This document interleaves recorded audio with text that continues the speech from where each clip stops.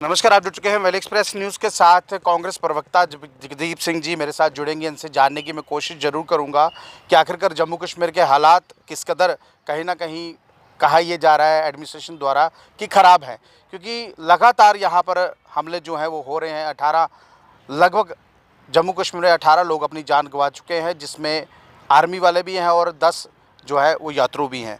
लेकिन यहाँ ढिंढोरा ये पीटा जा रहा है कि लोग जो है श्रद्धालु बहुत आ रहा है, अमरनाथ यात्रा चल रही है। इलेक्शंस की मीटिंग कल इलेक्शन कमिश्नर ऑफ इंडिया ने ली है, लेकिन उसमें 20 डीसीज़ को बुलाया गया, लेकिन निकल के क्या आया, ये कहा गया कि आप जाके लिस्टें नहीं तैयार कीजिए। जगदीप जी, अभी जो है इलेक्शन हुई है एमपी, अगर लिस्टें अभी तैयार करनी हैं तो पिछले 2014 से लेके 2024 तक क्या कर रहे थे ये लोग? नमस्कार, आपके तमाम दर्शकों का हार्दिक अभिनंदन। देखिए, कहावत है, कोई मरे चाहे जिए, सुथरी घोल बताशा पिए। बिल्कुल यही परिस्थिति इस वक्त जम्मू कश्मीर की है और ये कहावत पूरी तरह से मुफीद और सटीक बैठती है मौजूदा सरकार पर, जो लेफ्टिनेंट गवर्नर मनोज सिन्हा की अगुवाई में मैं ये कहूँगा कि चल नहीं रही। अलबत्ता एक तरह से एक तरह का धोखा, एक तरह की साजिश, एक तरह का भ्रष्टाचार जो है वो हमारे लोगों के साथ, इस प्रदेश के साथ निरंतर होता चला जा रहा है। और दूसरी तरफ जिस आतंकवाद को ख़त्म करने का दावा खम ठोक कर भाजपाई शीर्ष नेतृत्व आरंभ से करता चला आ रहा है, उसकी वास्तविक हकीकत क्या है वो हमने देख ली।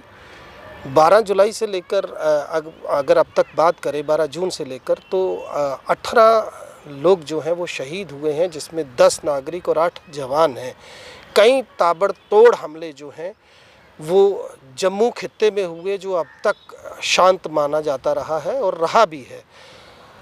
मैं ईमानदारी से आपको एक चीज़ बताना चाहता हूं गुलशन जी, कि हमने जो करीब करीब 4.25 दशकों का आतंकवाद का वो सुर्ख और स्याह दौर देखा है, तो एक वक्त आया जब कश्मीर में आतंकवाद पर मनमोहन साहब की जब सरकार थी, उस दौरान काबू पाया गया। और उसके बाद आप देखिए पीर पंजाल साल 2003-4 में जब ऑपरेशन सर्प विनाश के बाद की परिस्थितियां थी, ये पूरी तरह से आतंक मुक्त इलाका था।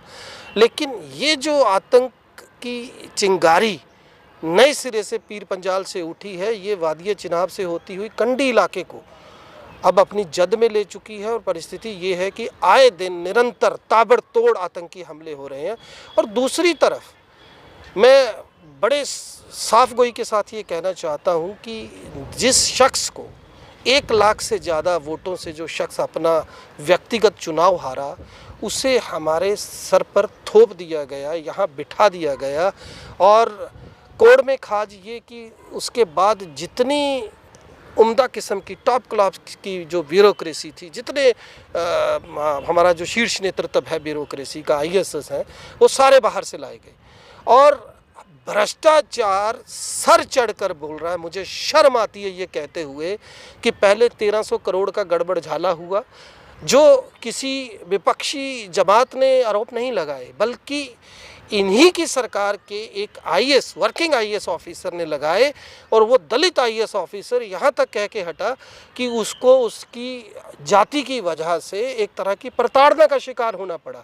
और अब जो ताज़ा खबर है वो ये बताती है, it's I would like to say benignly कि it's such kind of shame कि which doesn't need any more preamble. मतलब मैं I used to say all the time that I accuse BJP are pursuing a vendetta against Congress, but honestly if you will ask me, हालत ये है कि आज से 2 साल पहले अपने बेटे की सगाई के लिए कार्यक्रम 7 अकबर रोड में ये मनोज सिन्हा जो है ये करवाता है, हमारा LG।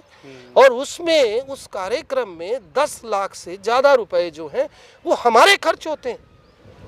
8,085 रुपये के करीब एक थाली जो है, यानी 2 वक्त का खाना। आप देखिए कितनी शर्मनाक बात है। हमारा एक आम दिहाड़ीदार पूरे महीने में 8500 रुपया नहीं कमाता, और इन्होंने आलम ये कर दिया है कि लोगों का पैसा, लोगों की मेहनत मशक्क़त का पैसा जो टैक्स के जरिए इन तक जाता है, जिसे हर आदमी पे करता है, भले ही वो टैक्स पेयर है या नहीं है, उसका इतनी बेदर्दी से इस्तेमाल।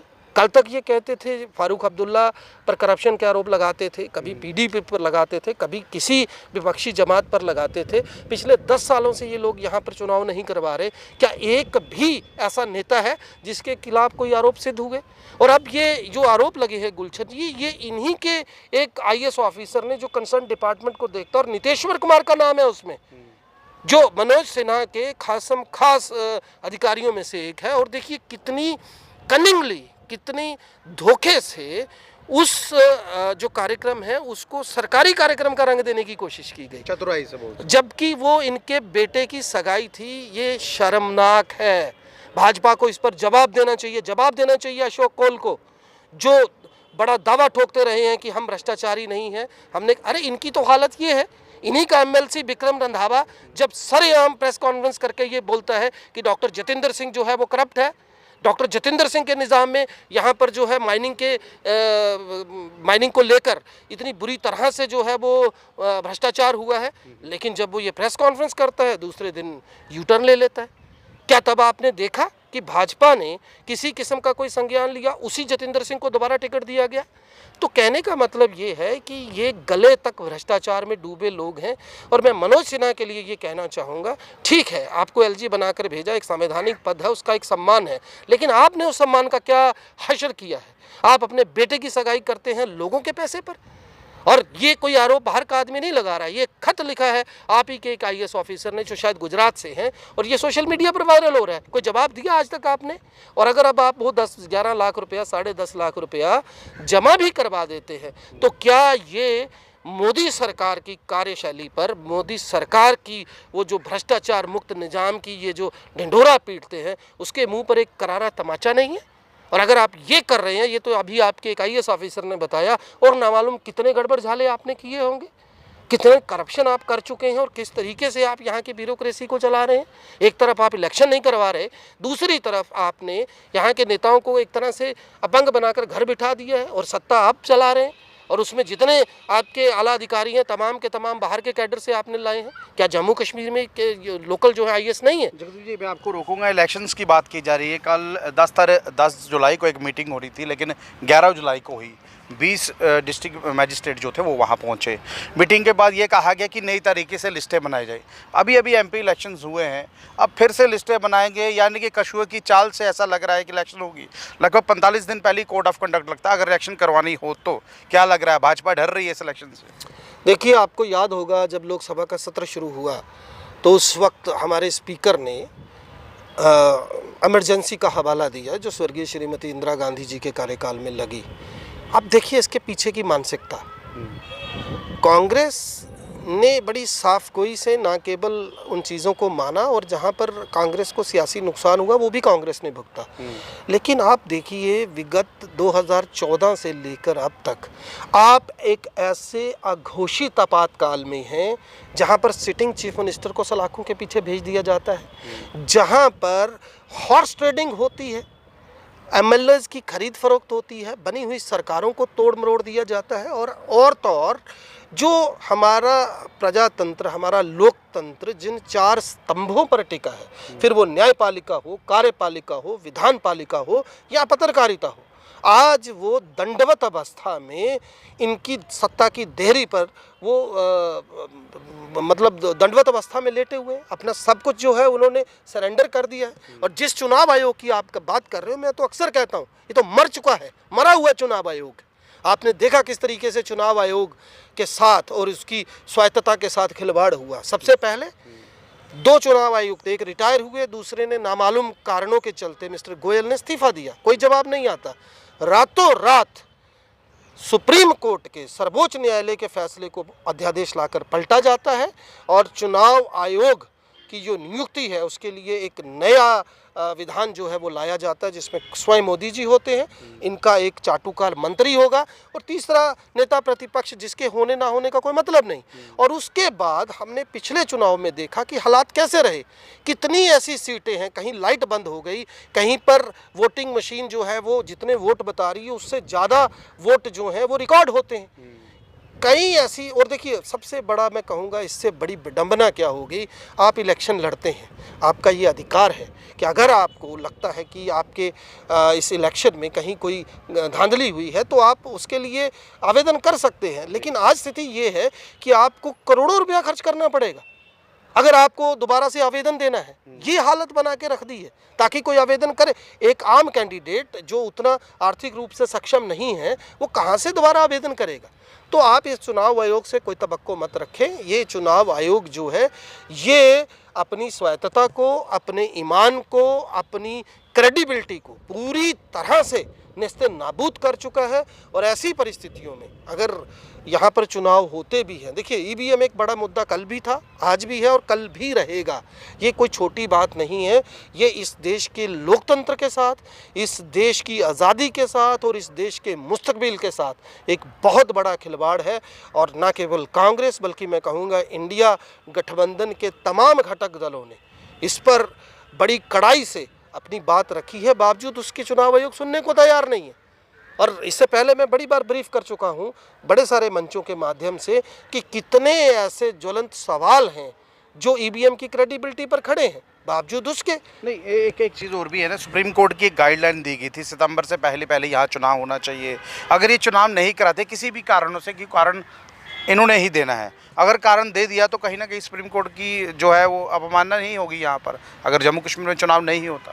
गुलशन जी, ये तो मजाक वाली बात हो गई ना। ये कोई पहली बार अब मानवा हो रही है क्या? अब मानवा जो आप बता रहे हैं सुप्रीम कोर्ट की, जब दिल्ली सरकार के हक हकूक़ों की बात आई थी तब क्या अध्यादेश ला के सुप्रीम कोर्ट के फैसले को पलटा नहीं गया था? ये अभी जो मैं चुनाव आयोग का बताकर हटा हूँ, क्या तब सुप्रीम कोर्ट के फैसले को पलटा नहीं गया था? तो हकीकतन स्थिति ये है कि हम एक ऐसे अघोषित आपातकाल में, एक डिक्टेटरशिप में हम जी रहे हैं।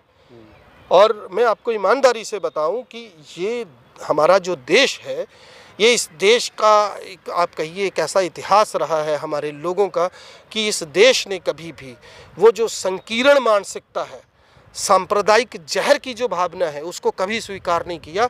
अयोध्या इसकी सबसे बड़ी आपके सामने ताज़ा उदाहरण है, ताज़ा मिसाल है। और मैं आपको ये भी बता दूं कि आज चाहे भले ही मोदी सरकार का तीसरा कार्यकाल आरंभ हुआ है, लेकिन वो जिन बैसाखियों पर खड़े होकर ये सरकार चला रहे हैं, कम से कम अभी आप ये एक तवक्को कर सकते हैं कि उस तरीके के तानाशाही फैसले और वो तुगलकी फरमान जो जारी हुआ करते थे, रातों रात सरकारें पलट जाती थी, कम से कम उस पर रोक लगी है। और यहाँ तक जम्मू कश्मीर की बात है, मैं फिर से कह दूँ, क्योंकि एलजी जो मनोज सिन्हा है, ये साबित हो चुका है इन्हीं के अफसरों के जरिए कि ये निहायत करप्ट, भ्रष्टाचारी किस्म के तथाकथित तौर पर एलजी हैं। क्योंकि इन पर जो आरोप लगे हैं, फिर भले ही वो जल शक्ति घोटाले की बात हो या अब ये जो हमने अभी सुना, ये तो नितांत शर्मनाक है। आप सरकारी पैसे का दुरुपयोग अपने बेटे की, हु इज़ द अनुभव सिन्हा, मतलब कल तक हम जय शाह से उसके कार्यकाल को देख रहे थे किस तरीके से बीसीसीआई पर वो काबिज होता है, क्योंकि वो अमित शाह का बेटा है। आज हम देख रहे हैं एक नया जय शाह यहाँ पर जम्मू कश्मीर में पैदा कर दिया आपने। अरे भाई, सगाई आपकी है, आप सरकारी आवास में 8,000 साढ़े 8,000 रुपये का खाना आप अपने मेहमानों को खिलाते हैं लोगों की जेब में से। क्या ये, और उसमें लिखा हुआ है, ये शब्द है कि ये चीटिंग है, ये धोखा नहीं, ये भ्रष्टाचार नहीं, तो और क्या है मुझे बताइए। बहरहाल बहुत धन्यवाद जगदीप जी हमसे बात करने के लिए। देखिए, लगातार जम्मू कश्मीर की बात जब की जाए, 2014 से लेकर 2024 हो चुका है, इलेक्शन होने का नाम जो है वो ऐसा लग रहा है नहीं होगी, क्योंकि लगातार जब मीटिंग की जाती है उस मीटिंग के बाद ये निकल के आ रहा है कि देखिए जिस हिसाब से इलेक्शन कमिश्नर का रवैया था, ये कहा गया जाइए लिस्टें बनाइए, इलेक्शन होती कि नहीं होती, लेकिन उसके बावजूद भी जम्मू कश्मीर के एलजी के ऊपर इस तरह से इल्ज़ाम लगना कि कहीं ना कहीं उन्होंने अपने बेटे के लिए जो है सरकारी पैसे का जो है वो दुरुपयोग किया है। सबसे बड़ी बात यह है, देखिए एलजी एक संवैधानिक पोस्ट है, उस संवैधानिक पोस्ट का कहीं ना कहीं अगर ये सही तरीके से उपयोग करते तो आज जम्मू कश्मीर इलेक्शन होते, और इलेक्शन होने के बाद कहीं ना कहीं जो जनता है उसको राहत मिलती। बहरहाल राहत कब मिलेगी, किस तरह मिलेगी, ये तो वक्त ही बताएगा। अगर ये आपको लाइव दृश्य अच्छे लग रहे हो तो अपनी महत्वपूर्ण राय जो है वो कमेंट